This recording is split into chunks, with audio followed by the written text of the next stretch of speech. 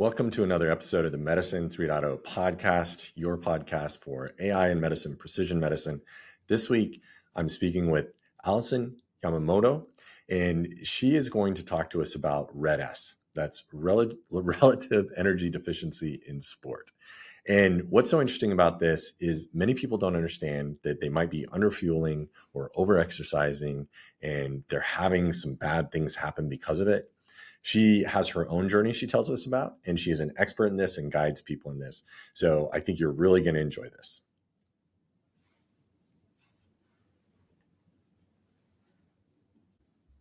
All right, Allison, welcome to the podcast.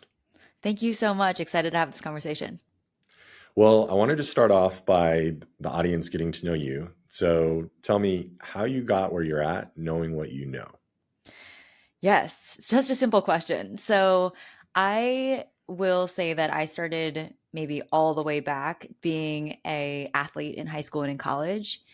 And during that time, I was pretty interested in health in general. So I was also trying to, eat very healthy and be cognizant of my nutrition, but I was also practicing regularly. I was running on top of the training that I was doing.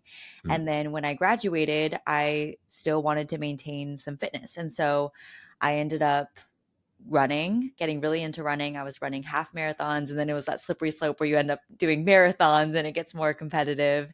And at the same time was still very interested in nutrition. And there was a long period of time after I'd graduated, when I had started to work and manage my fitness on my own, when I started to notice things that were off about how I was feeling and about how my health was being managed. And as somebody that was so disciplined and so invested in my health, it didn't really make sense. And I was experiencing menstrual disturbances. I was noticing that I wasn't feeling as strong in my training. And the funny thing was that for a lot of that time, I had actually normalized a lot of the way that I was feeling because it was never so bad. And I think that especially for folks that are used to working out or used to exercising in any way, there's such a normalization of discipline means you just continue to push through. And under any of those circumstances, if you can still do it, you're going to do it. And I was really easily able to push through a lot of those yellow flags that I was experiencing early on.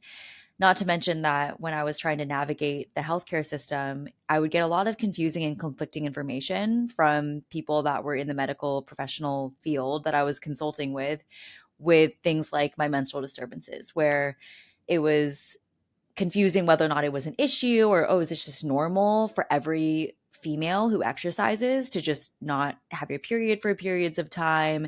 And if you're not even trying to focus on fertility, is that even something that you need to prioritize? And so during that period of time, I actually ended up becoming really, really educated on RED-S, which is something that we'll talk about more. But it was the issue that I was experiencing, which was completely a situation created by how I was managing my exercise and my nutrition, or mismanaging it is probably the better word to use. And that there are short and long-term health consequences of being in experiencing that type of condition. And so after I learned about it, I went through my own recovery, and it was not as streamlined as I would have liked because it is actually a pretty multifaceted issue. And there are certain pieces that are worth addressing as a holistic person that would have been really valuable for me at the time. And that's what really inspired me to eventually collaborate with other people who are specialists in the space, look into a lot of research that's been published over the past several years that's continuing to progress in terms of what recovery looks like, what good looks like, what causes things like RED-S, what are the health issues, what are the signs and symptoms, and then also doing my own training specifically in the RED-S space when it comes to nutrition and exercise. And so my background was sort of twofold in terms of I was always invested in the running community. I was ending up, leading group workouts, training other people. And then when I realized how prevalent this type of issue was, and based on my own experiences, that was really what inspired me to gain the expertise, but also the programs that I offer now that offer support to people that are struggling. Well, I love the arc of your story of this is very personal to you. This is your own journey. And then now how can you take your journey and your knowledge and help other people with it? For those who don't know what Red S is, can you help us understand what it is? Yeah. So I always kind of joke because it seems like a fairly inaccessible term. Even when you understand what the acronym is, which is Relative Energy Deficiency in Sport, it still seems pretty inaccessible. And I usually like to distill it down to it's a situation where you are either underfueling and or you're overtraining. Mhm. And the actual definition is talking about energy deficiency, which is really talking about the energy you have available to you after all the activity that you're participating in, which is essentially just to say that you're in a state where you're not fueling appropriately to the activity that you're doing and or you're not allowing appropriate levels of recovery for the training that you're doing. And so that's kind of the simplified definition. The reason that there is a term and the reason that it is a condition is that when you're chronically in a state where you're under fueling and or you're overtraining, then what can happen is your body will start to shut down bodily processes that it views as not absolutely core for survival. And so you might think that those bodily functions are still pretty core for what you're trying to do on a day to day, but because your body's essentially compensating and trying to do what it can with the energy that it is getting, which is insufficient for what it would be doing if it were not in survival mode, it can shut down anything from your immune functioning. You become more likely to get injured. You can shut down your reproductive functioning. And so, for a woman, that's why your menstrual disturbances can be one of the leading factors that can be an indication that you're experiencing this issue. But things like injuries or frequent sicknesses are all other yellow to red flags that you could be experiencing something like red S. And the other issues are that it can also not only impact kind of your day to day experiences, but and your day to day like health from the perspective of the present moment, but being in this state for a long period of time can actually lead to issues in the longer run as well. And that can be everything from cardiovascular complications all the way through to what your bone health will look like in terms of osteoporosis, especially for women if they're going through menopause transitions. That can be a huge long term consequence of being in a state where you're underfueling or overtraining for a long period of time.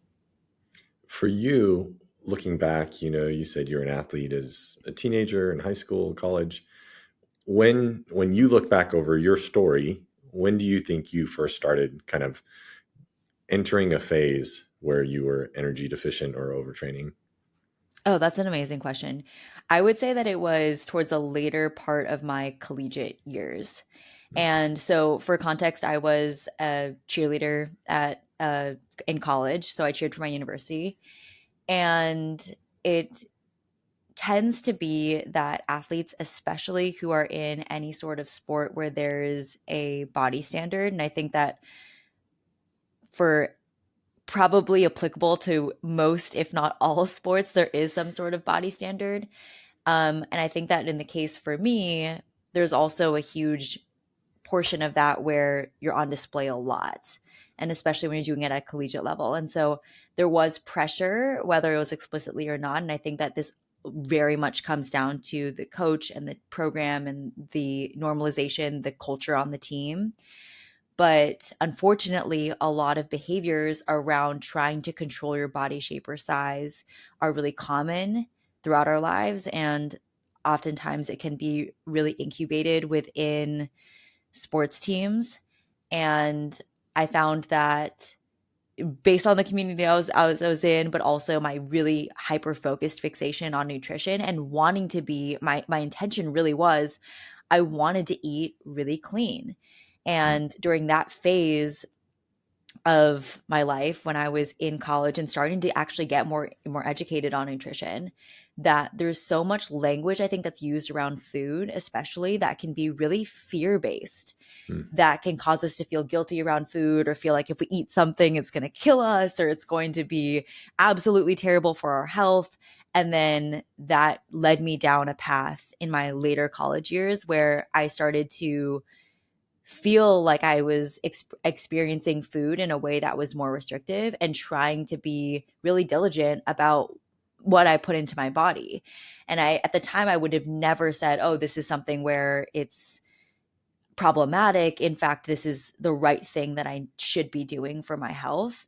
And at the same time, I was getting a lot of praise and reinforcement from that led it down to what you're kind of pointing out, which ended up being more of a slippery slope that ended up getting to more and more, let's say, like rigidity and maybe even guilt around the food choices that I was making, and feeling like I did need to be very disciplined in terms of my exercise. And that continued to exacerbate when I was no longer in college, and I was sort of trying to much more on my own in terms of where I was eating and how I was navigating my exercise that was much less structured. And I'm sure that everybody's story is different. It sounds like for you, like it started kind of with nutrition, and then you said it kind of moved into exercise. Um, and I know that you work with people who are trying to kind of fix their energy deficiency and overtraining issues.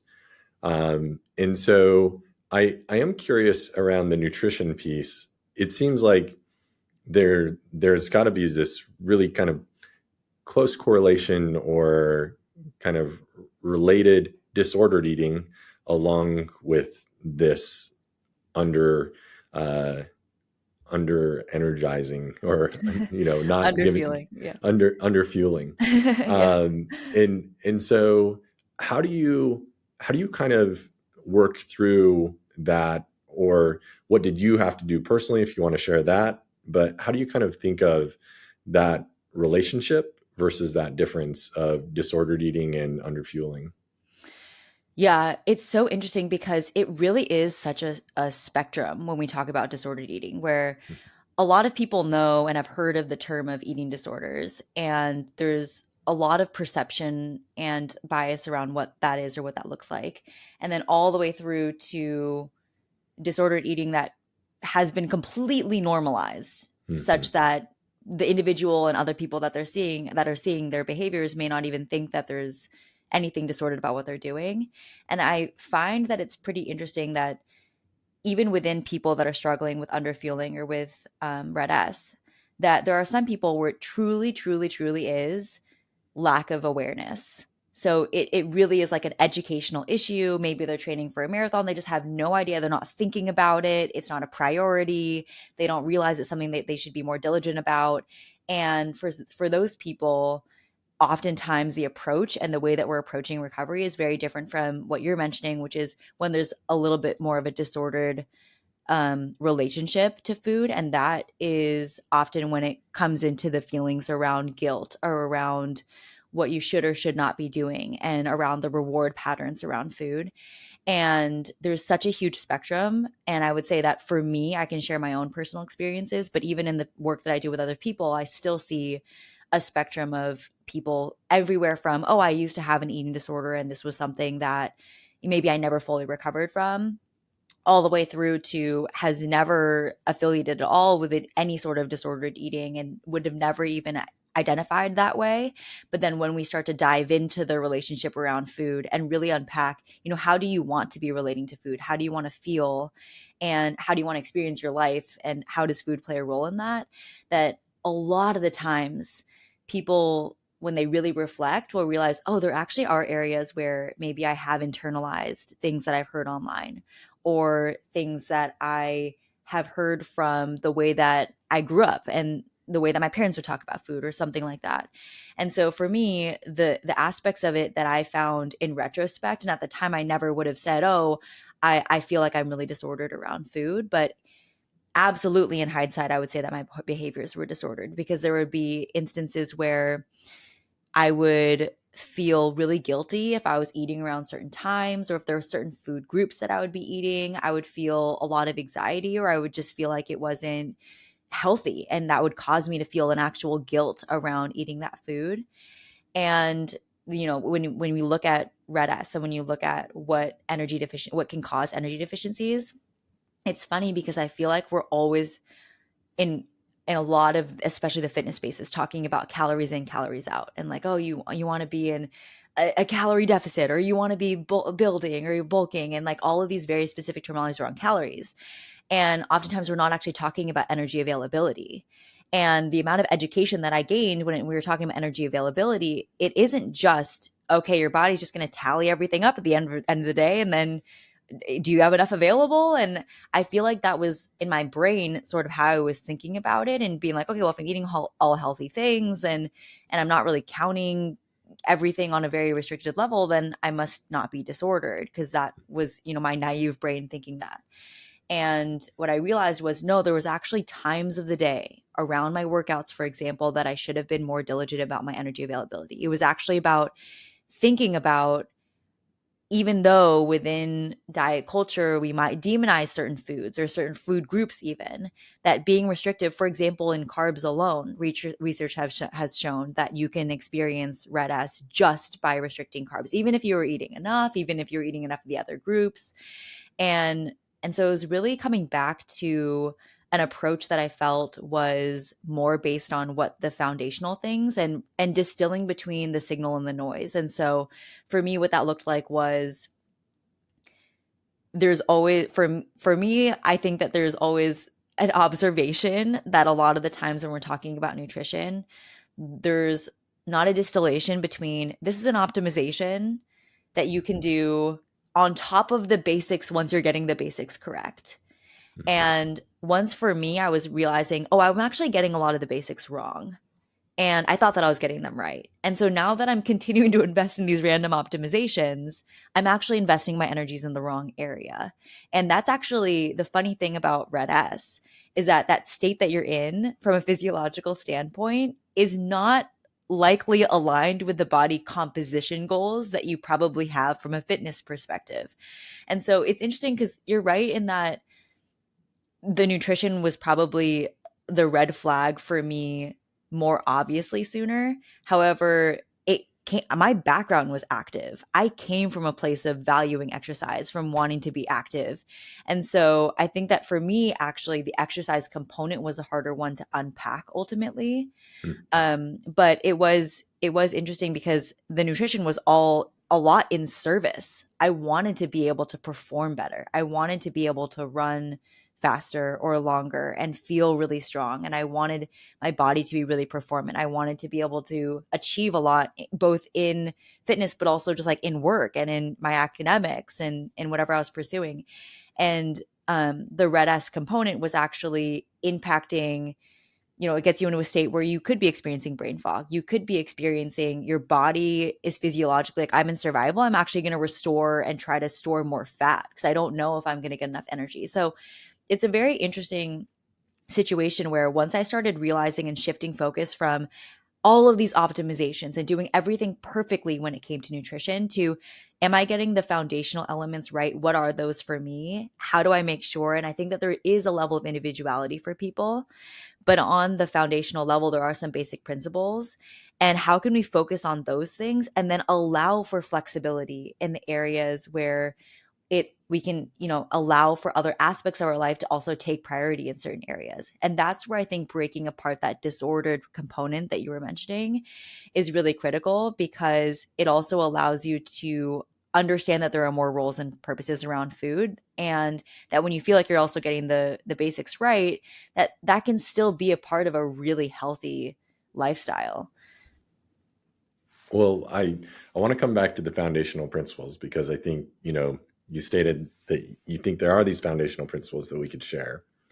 Um, I think what I'd like to go a little bit deeper on is, can you help people understand? And you've mentioned some of the symptoms that people might have, Mhm. but what should people be watching for in themselves, in their kids, in their loved ones, as they wonder, like, does this person, do I have red S?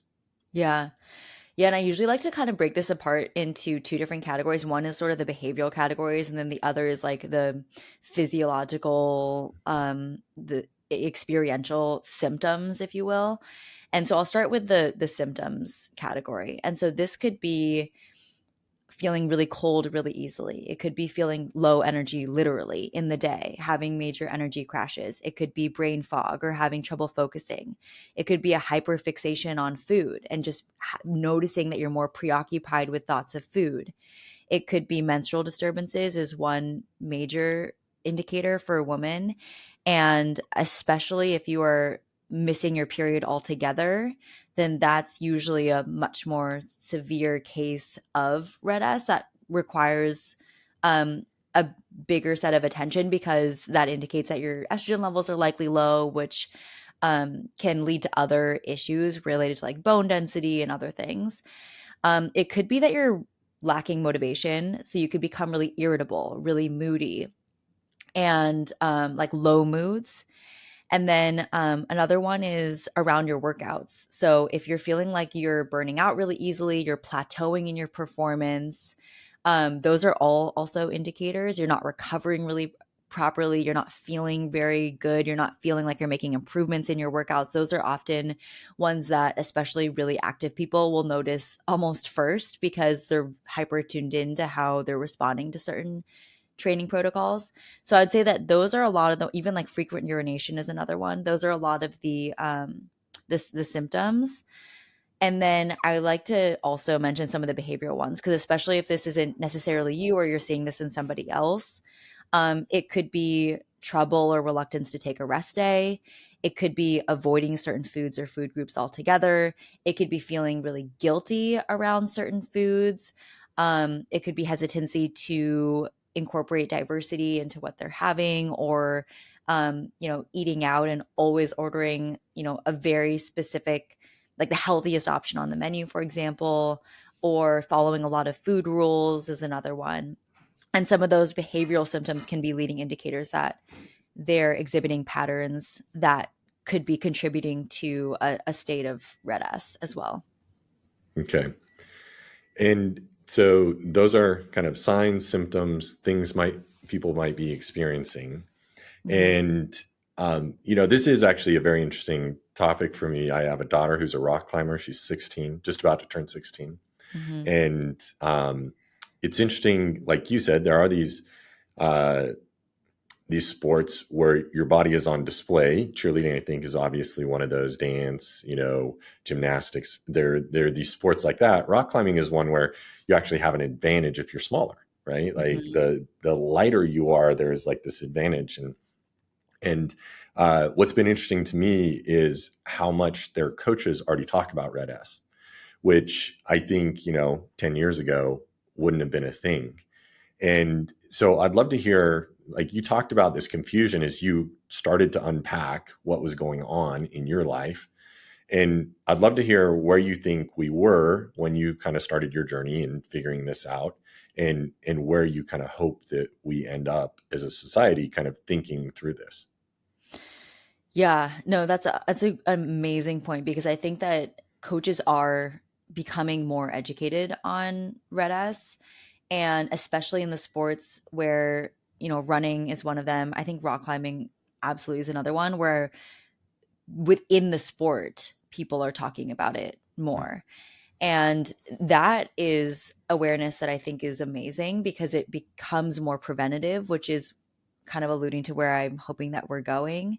Mm-hmm. Where we were when I was experiencing this, or when I was starting to experience this, and where unfortunately I feel like we still are in some ways, is that if I were to go to a doctor and talk about my period irregularities as an example, that it wasn't commonplace for a clinician to throw around the term red S. And Mm-hmm. it wasn't commonplace for us to talk about the lifestyle changes and to have support options for the lifestyle changes that are really the gold standard for recovery and for prevention of this type of issue. Versus, I think that there was a lot of normalization of either it's fine, you're really active, so you're probably not going to have a period. And if anything, I think there was a period of time in the early days when I was experiencing red S where it was a badge of honor to lose your period in certain circles. And I think that unfortunately this had a moment in running, and in females who are running, and I'm sure in other sports as well. I've worked with people who had histories in swimming and cycling as well and had similar experiences. Um, but it was almost like a badge of honor of athleticism, because to your point, in a lot of these sports, it is beneficial to be smaller. Mm. And or at least that's kind of like the stigma or the expectation from either coaches or from what you see of other people that are at an elite level in that sport or organization. And so unfortunately there was a period of time where that was almost like a badge of honor. Like, you lose your period. Well, I didn't really want to be, it was kind of inconvenient. And if we that means I get to be really small and that might lead to better outcomes, then we're going to go after that. And I think that we're now getting to a point, and I hope that we continue to get this in the future, which is that we're using our menstrual cycle, our reproductive health as a vital sign to give us Hmm. feedback.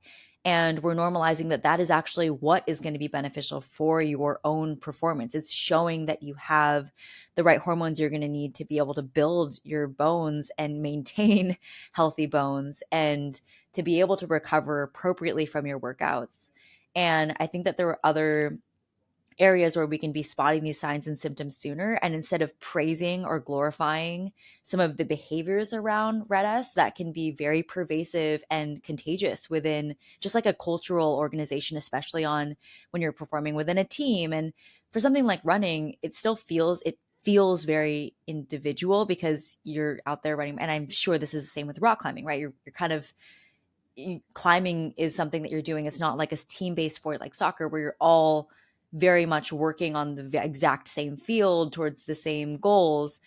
And I think that even in situations where there are other people that you're looking around at that you might be training with or alongside, that instead of normalizing or praising the behaviors that are likely going to lead to something like red S, um, actually being able to normalize and praise the behaviors that are not contributing to that. And it could be everything from like the disordered type behaviors around food and nutrition to getting rid of the practices that we used to have around weigh-ins and even body composition check-ins with coaches, and the feedback around comments around women's or any athletes' bodies is something that I really hope that was something that I would observe when I was starting to fall into some of these patterns, that I really hope that we can move away from. And I think that that is a future that is possible, and that there is a world where we can start to have these discussions more, talk about them earlier, get bigger organizations involved that have a lot of influence in athletic communities. But I think that that's only a start still, because we're very much talking about sports and structured sports and sports teams where there are organizations at play. And unfortunately, a lot of the times when I do see this, it's not necessarily with athletes that have that athletic background and have the resources available to them, like a coach, like a professional, like a trainer, like maybe even a nutritionist or a dietitian that's actually supportive and maybe more educated in some of these latest research in the space. But oftentimes it is happening in people that are going at it on their own, and people that may not even consider that this could be something that would be putting them at risk, because they aren't thinking that they're at the level of elitism, and I'm putting that in air quotes, of the people that are doing this in a more structured capacity. And therefore they fall into the trap of, oh, well, that could never be me, because that's something that only elite athletes or only people that are running, miles and miles and miles, and I'm not doing that. And I think that that also can be a dangerous mindset. And so ideally in the future, we get to a place where it's not just athletic communities, but it's also more commonplace amongst people that are interested in their health in any capacity, and that we're more mindful about how we talk about it whenever we talk about nutrition and whenever we talk about exercise, that there's not so much extremist and like almost fear-based language that we're using when we're talking about what healthy looks like and what realistic looks like. And I think that that is maybe more of a pipe dream because of how much content exists and how many different perspectives exist, and how much there's so much individuality in terms of how many people relate to their health. But ideally, we get to that place because I think that um, unfortunately there is a gap that could result in if we only put this as like a athlete based issue or an athlete condition, and it very much isn't. It impacts people and of very very very various levels of activity. I saw a prevalent study show that there were over 50% of women who exercise, just exercise, and that was defined as like working out more than like at least 3 times a week, have and experience menstrual disturbances. Hmm. And so it's something that is definitely not a condition that only impacts athletes. It's not something that only impacts women. It's not something that only impacts people of, a certain type of disordered eating identification. And so I definitely hope that I'm guessing that we're underestimating how prevalent this type of issue is, and hoping that the people that are experiencing it can get support as quickly as possible. And ideally, we're getting to the point where we're preventing these types of issues in future generations, like your daughter. And I love the idea of teams actually celebrating the opposite, like you said, like celebrating, like, hey, look at how well you fueled for this. Look at how well you're recovering. I love the idea of celebrating that. With that in mind, you talked about there are these foundational principles people can use as they start to think about recovery from Red S. What are some of those? Yeah, and the funny thing is that a lot of these are not. It's funny because I was so interested in nutrition, right? I could tell you so much about it because I was we could probably safely say I was probably too interested in optimizing my nutrition. And so the funny thing is that like none of these things were a huge surprise to me. It's not the like sexy new herbal supplement 8-step morning routine type thing. And that's also kind of the beauty of it, because at the same time, when you're going to that level of optimization, it's taking up so much of your headspace to think about all of the rules and criteria that you need to follow. So, some of the principles that I like to mention, and these are really going back to the basics. So, one is fueling around your workouts, which means that for me, especially, and I like to say this for people who are working out in the morning and for women especially, getting something in the pre-workout snack is something that we really underestimate. And I think that it gets lost in these narratives around intermittent fasting and all these trends around time restricted eating and fueling around your workouts before and after your workouts. It doesn't have to be something super complex, but if we think about that as something that's going to be non-negotiable versus trying to tune into all these random diets and trends and overcomplicating it,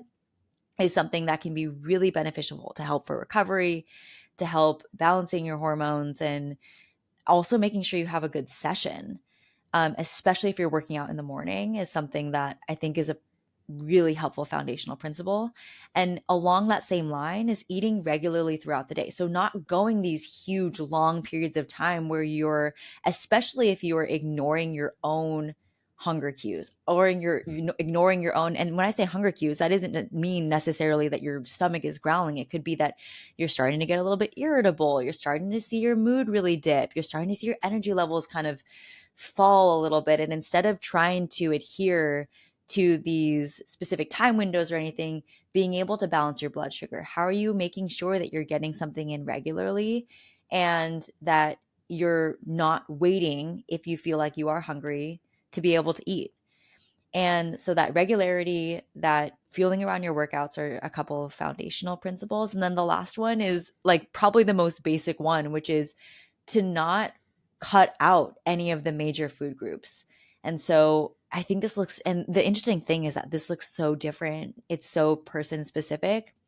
But I mentioned carbs earlier, and that's one that I see really frequently, but really focusing on allowing a place for all the different food groups. I think for certain people, it's fats. For certain people, it's carbs. For certain people, they're unknowingly not eating enough proteins. And I think that that's one where it's pretty low hanging fruit, and you don't even necessarily have to count your macros. That's not what I'm saying, as much as if you have an aversion or you feel like one of the food groups is really one of the macros especially is going to like lead to weight gain or be really bad if you eat it, or it's going to lead to bad health outcomes or bad changes in your body, that's where we can end up in situations where we're under eating on something. And especially if you're active, you're likely underestimating how much you need in each of those macro groups. And so that's the other one that I always like to start with people, which is it's pretty easy to tell from talking to someone and just starting to ask them questions about what their day looks like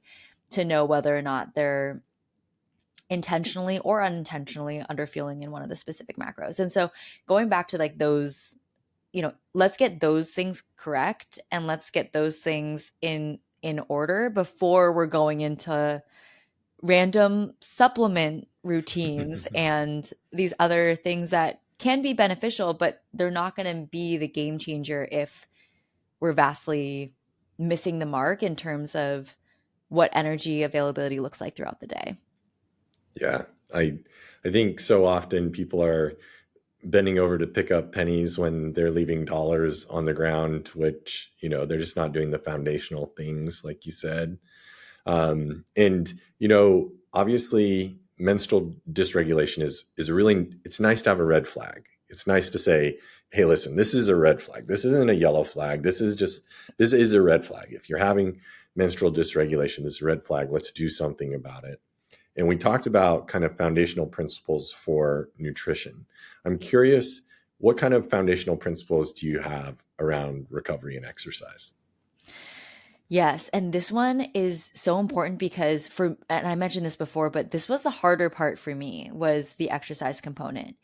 And I had definitely developed a reliance, if you will, on exercise, and some people might call it an addiction, and that term could work as well. But to the point where I would get pretty anxious if let's say I needed to take a few days off and take a few rest days, that would have caused me a lot of anxiety. And if I got injured, that was a big issue. That would be a very, very big issue. And there were times where I'd even not appropriately recover from injury and give myself rest and take days off from working out because I was reliant on it to give me a sense of feeling like I had achieved something throughout the day. And so I would say that when it comes to exercise, one thing that I always like to remind myself and everyone I work with, but also in general, is that recovery is part of fitness. It's part of exercise. And so whether that means that you're doing a higher intensity workout and you're doing sessions within that workout where you have moments of recovery, that could be recovery. It could mean that you're never stacking multiple high intensity hit style workouts back to back to back. And I think it's super interesting because this is where I think the conversation around who the athlete is, and I'm being very inclusive in terms of the athlete definition here, is that sometimes when we're going to these group fitness classes or we're doing these workout classes that are pre-programmed, it's a very short-sighted approach to how we're programming our fitness, in the sense that maybe it wasn't intended for you to do that exact same high intensity interval workout every single day of the week, or like even 5 days in a row. Your body isn't going to be able to adapt appropriately, and it wasn't really meant to be doing, let's say, like a high intensity spin workout back to back to back to back. And so recovery can also look like, how are we thinking about workouts over the course of the week that we're allowing for appropriate levels of recovery. And I think it's also being able to tune in and adjust your workout according to how you're feeling. And this, I think, is the one that was the hardest for me to wrap my mind around. And one of the things that I think is one of the biggest learnings that people gain from actually developing a little bit more cognition around this.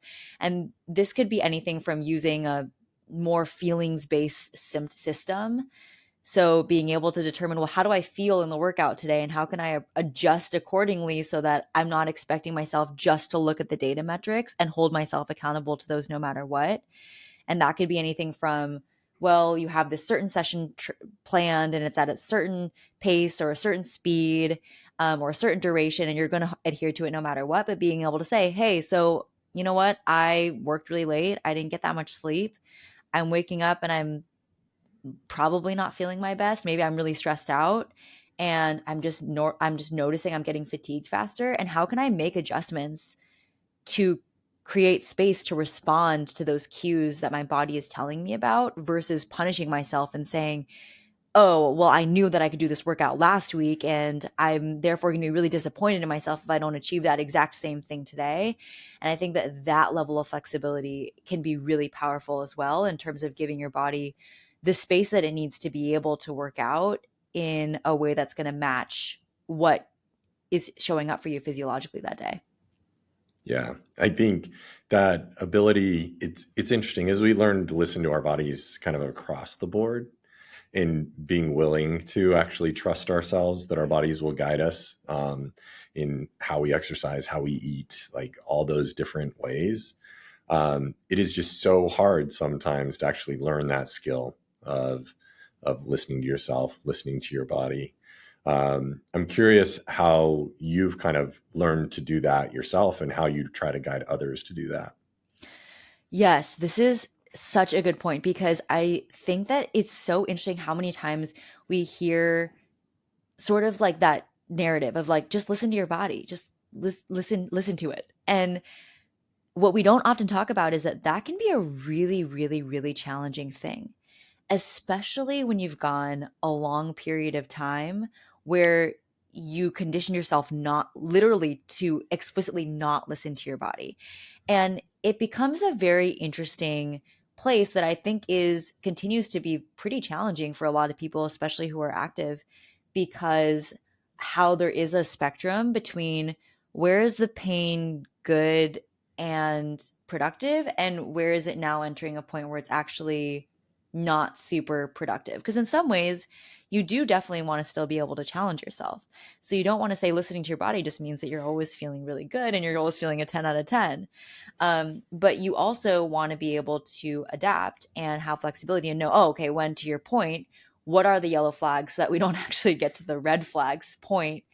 And so I think this can look like a lot of things, and I think that sometimes we get under the guise of listening to your body means that every single decision is completely in the moment, meaning that it's so unstructured and you're just going out, and I walk outside my door and I'm just like, well, I could be doing anything today, like I'm just going to listen to my body, and that could be anything from yoga to a high intensity run. I'm just going to make the decision in the moment, and same with every single meal, it's just going to listen to my body. And I think that that actually does a disservice because there are some areas, and when I go back to, these foundational principles, it's like, yeah, listening to your body could mean, look, I'm not going to be eating for another few hours because I have so many back-to-back commitments that or maybe I'm going to be in commuting or in transit and I'm not going to know what my options are going to be. And so sometimes that can look like I'm going to have something now, even though I'm not necessarily super hungry. And sometimes listening to your body does mean, yeah, I generally have this type of training program. I know what I'm going to be doing throughout the course of the week.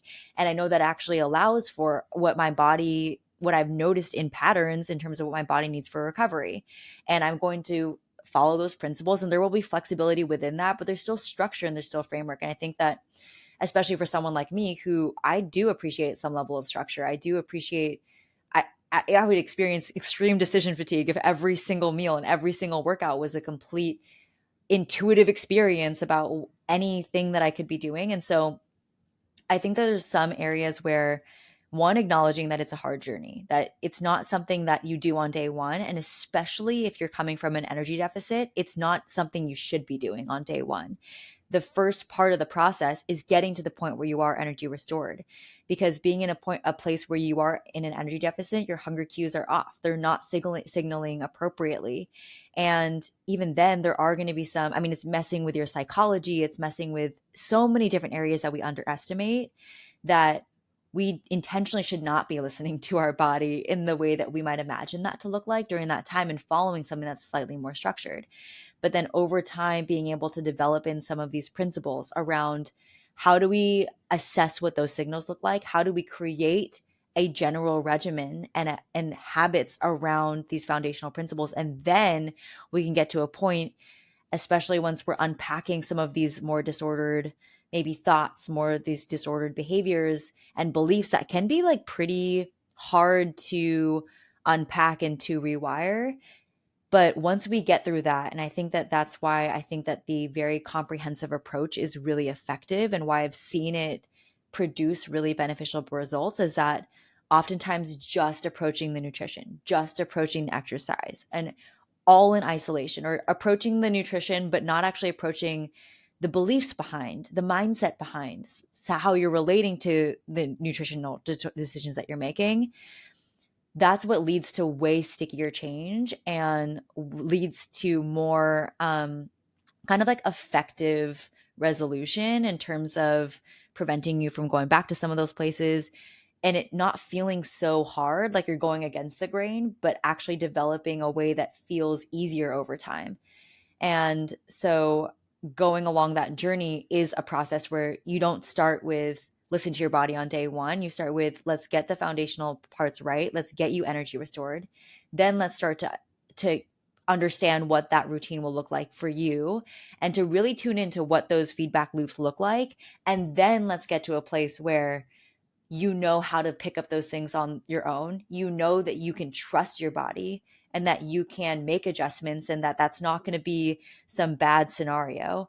And then that's when you get to a place where you actually are like, developing a lot more of that fluidity, but absolutely acknowledging that listening to your body is something that is a journey, and it's not something that's super easy, and it's not just something that can be told to somebody and it's something that you can action on overnight. And I think that that is the other extreme that can also do a disservice, which is putting someone in a place where they're expected to be completely intuitive too soon, or expected to do that and it should be something that they could easily action upon, can also be doing a disservice just as much as telling someone that every single decision in the day has to be based on a set of rules and criteria. Yeah, I think that, you know, the two things that you mentioned that I think are key is the holistic view. Like this, humans are complicated. We're not just one thing. It's really hard to take one piece out, fix it, and put it back in, because it's a whole system. A human is a whole system. And then the second piece about that, it's more about progress than perfection. It's these little steps, and you make progress. And you spoke about kind of working with people holistically. I'd love for you to just tell the audience, where can they find you, where can they follow you, how can they learn more about you? Yeah, so the best way would be, I love to chat with people on Instagram, and it's just at Allison Yamamoto, which is my full name. And so if you ever have any thoughts, or you want to share your story, or you have questions, or you're uncertain about something, or just want to chat, I would love to hear. I love to message with folks. But then also, if you're interested in working together or on one of the programs that I offer, then you can go to theallymethod.com, and I'm sure I can provide a link to that. But there are some free resources there that are worth checking out, or you can go to book an initial call, and that can get started in terms of seeing what would be a really good fit and how we can support you. Awesome. Allison, thank you so much for your expertise, your passion, and your willingness to go through this discussion. Yeah, thank you so much. It's been a great time. Awesome. Thank you for listening to another episode of Medicine 3.0. We make this podcast so that you know where to turn for good information on keeping you and your loved ones healthy. Feel free to check us out at bionichealth.com, where we can help you live a longer, happier life.